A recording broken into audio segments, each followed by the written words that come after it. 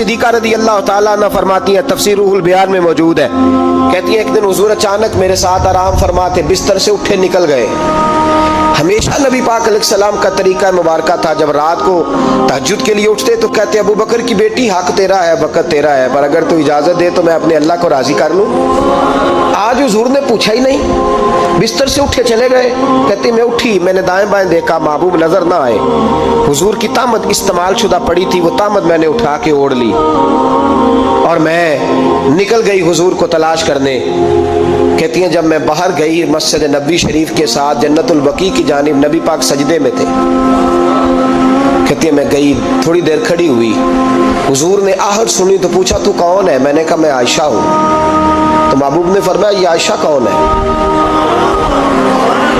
میں نے کہا یا رسول اللہ میں آپ کی زوجہ۔ فرمایا زوجہ کیا ہوتی ہے؟